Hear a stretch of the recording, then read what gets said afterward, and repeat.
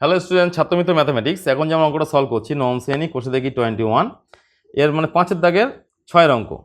প্রমাণ করো, এটা যে অঙ্কটা দেওয়া আছে ভালো করে ফলো করো, এটা সমান প্রমাণ করতে হবে 2।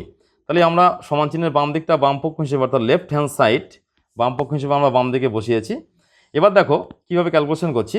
এটাকে 1 বাই মানে হরে আছে, হরটাকে যদি লবে নিয়ে যায় তাহলে কী হবে, এই মূল মানে যেটা পাওয়ার আছে পাওয়ারটা বেজে আসবে এবং বেসটা পাওয়ারে যাবে, সবগুলো চেঞ্জ হয়ে যাচ্ছে। তাহলে এক্স ওয়াই জেডটা বেস হলো, প্রতিটার এক্স ওয়াই জেডটা হলো বেস, আর বেসটা এখানে পাওয়ারে চলে যাচ্ছে।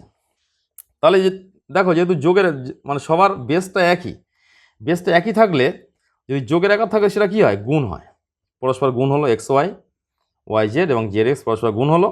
এখানে এক্স ওয়াই জেড থাকছে, এগুলো গুণ করলে X square Y square Z square হলো, ইকুয়ালস টু কত হলো, লগ এক্স ওয়াই জেড থাকছে এক্স ওয়াই জেডের হোল স্কোয়ার।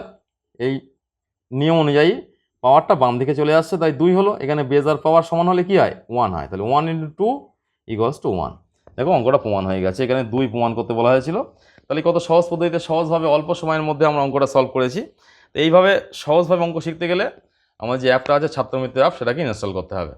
তাহলে এই ধরনের মানে চ্যাপ্টার ওয়াইজ সলিউশন পেতে হলেও আমাদের এই অ্যাপটা ইনস্টল করলে সহজ পদ্ধতিতে তুমি অঙ্কগুলো শিখতে পারবে।